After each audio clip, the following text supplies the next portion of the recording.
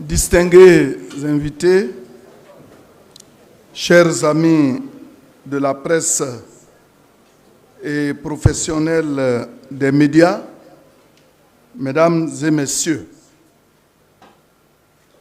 j'ai le plaisir de vous retrouver dans cette salle dans le cadre de cette tribune d'échange dédiée pour feuilleter avec vous les faits saillants de l'actualité à 5 mois des élections présidentielles.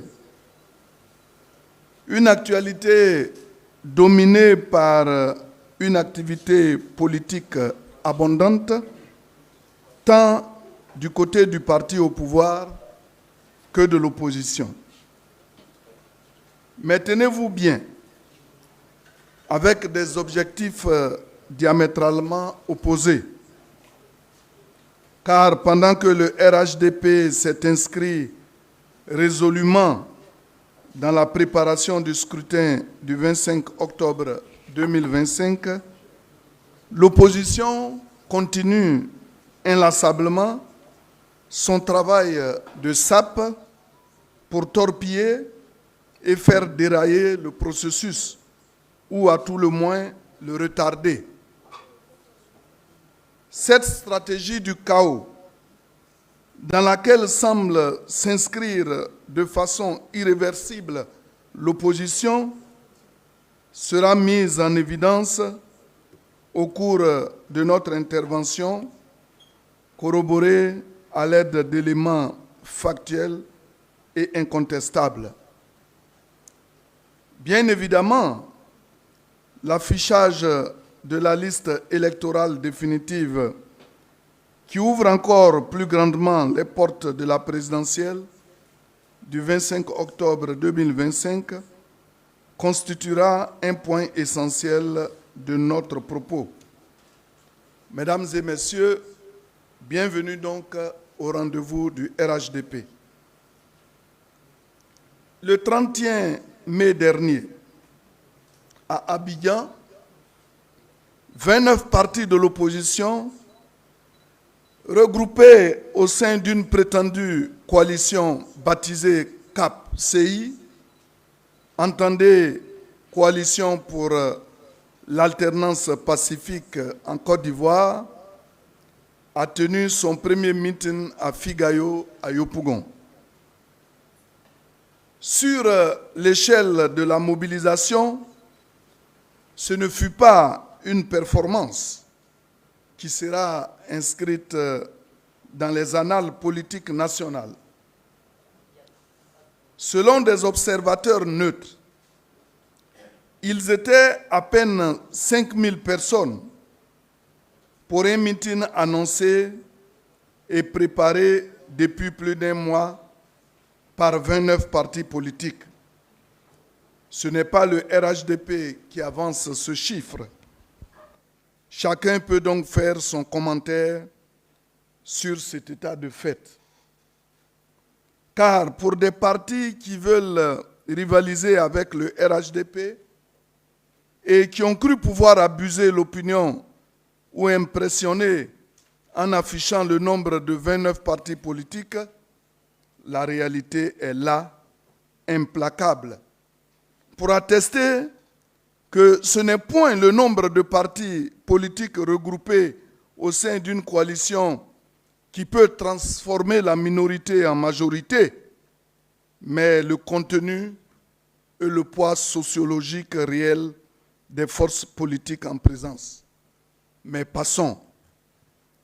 Autre fait important à souligner, le fait même qu'un tel meeting se tienne dans le contexte politique actuel achève de confirmer que notre pays est un État démocratique où la pluralité des opinions politiques s'exprime librement dès lors que les choses se déroulent dans le respect des principes républicains, c'est-à-dire dans l'ordre, la discipline et surtout le respect des dispositions légales.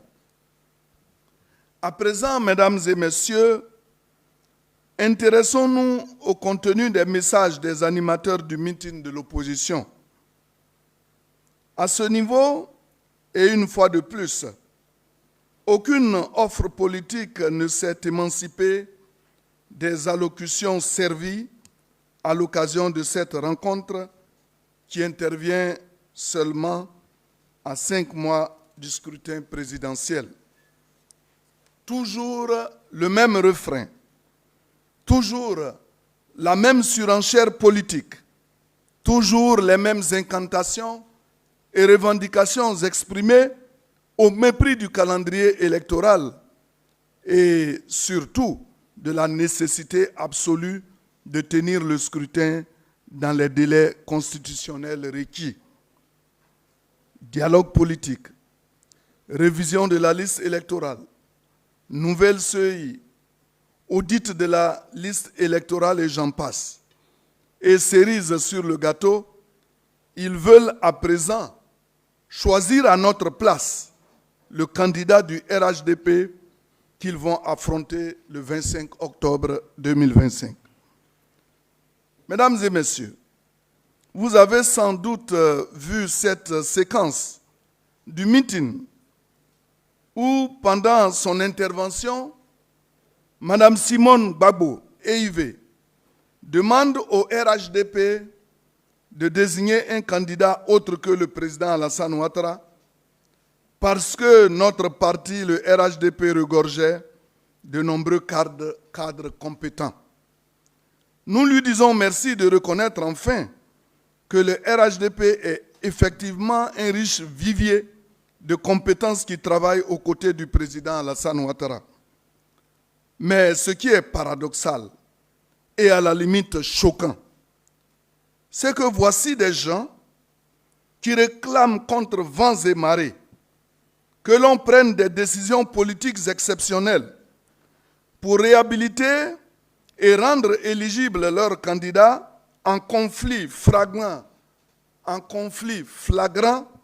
avec la loi et la Constitution et qui demandent parallèlement à celui qui est censé déclencher le dit processus de réhabilitation de leurs candidats de s'abstenir de prendre part au scrutin. Pour faire simple, le PDCI et ses alliés demandent au président Alassane Ouattara de prendre des mesures appropriées pour permettre la candidature de Thiam et ses camarades, mais de s'interdire lui-même de candidater à la présidentielle. Proposition indécente et insultante pour des gens qui affirment qu'il n'y a pas de plan B à leur candidature et qu'ils ne sont pas prêts à accepter au sein de leur parti politique une autre alternative au choix qu'ils ont fait, mais qui osent demander au RHDP d'opter pour un plan B. Mesdames et messieurs, que répondre de cet autre intervenant qui se plaint de ce que le président de la République aurait verrouillé tout le pays, notamment l'armée ivoirienne? Mais comment s'est-il rendu compte que l'armée était verrouillée?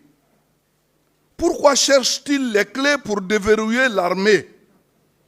À quelle fin? Des aveux publics d'individus qui ont des agendas cachés et qui, en temps normal, devraient être entendus par les autorités compétentes sur leurs véritables intentions. M. Affi N'Guessan serait-il nostalgique du finesse CNT?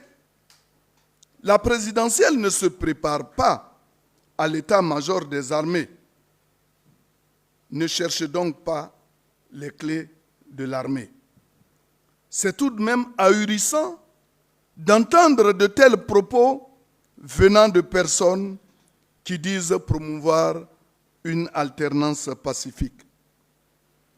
Pour en revenir aux revendications traditionnelles de l'opposition, à savoir le dialogue politique, la nouvelle CEI, la révision de la liste électorale 2025, je ne sais personnellement plus dans quelle langue et comment leur faire comprendre que le processus actuel ne sera pas arrêté parce que le timing ne le permet pas.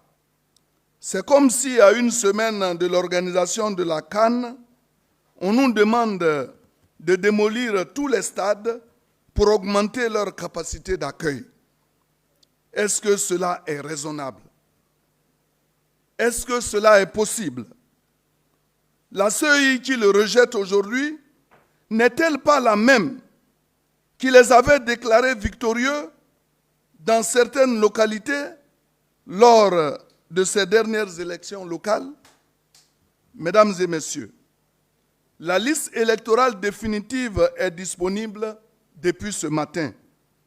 Cela est une étape qui devrait interpeller tous ceux qui rêvent et réclament encore une RLE comme s'ils étaient déjà convaincus que le jugement de 8 727 431 électeurs inscrits sur cette liste définitive ne leur sont pas favorables. C'est un aveu d'échec avant l'heure. En effet, l'opposition voudrait confesser qu'elle n'a aucune chance de gagner le 25 octobre prochain, qu'elle n'y se prendrait pas autrement. Les élections auront bel et bien lieu le 25 octobre, dans exactement 5 mois. Le compte à rebours a véritablement commencé. Après l'affichage de la liste définitive, les candidats ont jusqu'à la fin du mois de juin en cours pour boucler leur parrainage et le 26 juillet débutera le dépôt des candidatures. Comme on le voit, le processus est transparent, clair pour tout le monde. Il faut que chacun s'organise pour ne pas rater le train. Parce que le train de la présidentielle 2025 ne sifflera pas 2 fois pour prendre les retardataires. Ceux qui attendent autre chose, une décision politique dans l'intervalle, auront simplement leurs yeux pour pleurer s'ils ne songent pas à se réorganiser dès maintenant. Sur le terrain du droit, ils ont été battus à plate couture, déboutés. Tous les arguments ont été passés au scanner. Et le résultat est le même. Sur le terrain diplomatique, ils ont essuyé des revers retentissants, aussi bien en France que du côté de l'Union européenne. Vous les avez même entendu dire que l'ONU nous aurait écrit.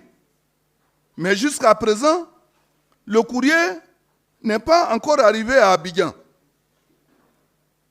L'ONU qu'ils ont agressé et vilipendé hier, l'ONU qui serait la cause de tout leur malheur, est aujourd'hui courtisée pour voler à leur secours. Comble de ridicule. Il est donc temps de changer de fusil d'épaule pour que nous allions à des élections apaisées et transparentes. L'opposition doit abandonner la logique du pire et de la stratégie du chaos parce qu'ils en sortiront perdants. Mesdames et messieurs, le RHDP, pour sa part, est en ordre de bataille derrière son candidat, le président Alassane Ouattara. Actuellement, nous sommes en train de préparer notre congrès des 20 et 21 juin 2025. Partout avec les pré-congrès éclatés. C'est la candidature du président Alassane Ouattara qui est réclamée avec force par les militants et même par la plupart des Ivoiriens. Nous travaillons dans les règles de l'art Nous n'avons pas fait comme certains qui ont organisé un congrès en 48 heures sans désigner de président de congrès ou de bureau de congrès. Au RHDP, nous au moins, nous avons désigné un président du congrès, choisi un président du comité d'organisation et une présidente du comité scientifique, lesquels sont là et ont mis en place des équipes qui sont déjà au travail. Mesdames et messieurs, le RHDP est un parti sérieux, organisé et concentré, qui travaille pour se donner les moyens de remporter les élections. Nous insistons, dès le premier tour, nous allons les gagner dès le premier tour. Mesdames et messieurs, vous m'autorisez, pour clore mon propos liminaire, à revenir sur des événements qui se sont déroulés cette semaine et qui mettent en relief, une fois de plus, l'extraordinaire ascension diplomatique de la Côte d'Ivoire sous le magistère du président de la République, son Excellence M. Alassane Ouattara. Il s'agit, se prononçant sur les clés de cette victoire éclatante, celui-ci n'a pas manqué de saluer le rôle déterminant joué par le président Alassane Ouattara dans ce dénouement. Je veux parler du président nouvellement élu de la BAD.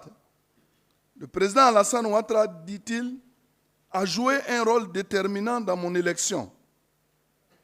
Une reconnaissance qui confirme que notre président de la République est une personnalité très influente sur le continent africain. Une voix très écoutée qui peut faire pencher la balance lorsqu'il s'agit d'opérer des choix importants.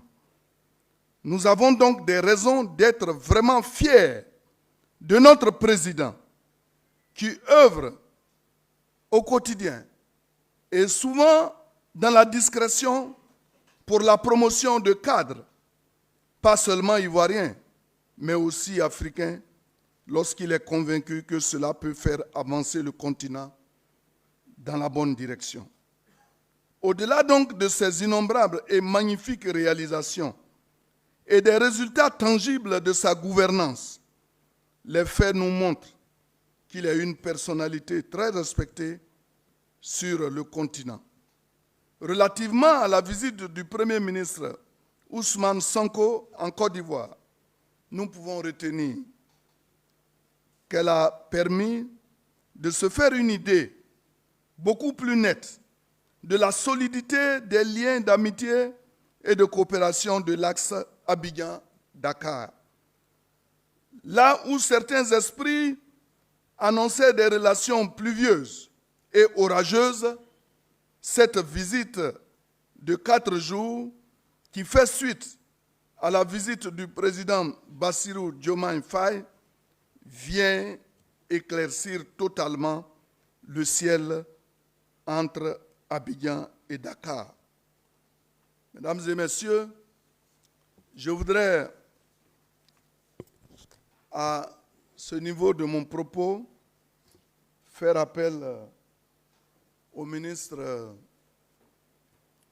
Amédée, qui est le président du comité d'organisation de notre grand parti, et également à Mme Marietou, présidente du comité scientifique, à prendre la parole pour nous éclairer sur les préparatifs de notre congrès. Je vous remercie de votre bien aimable attention.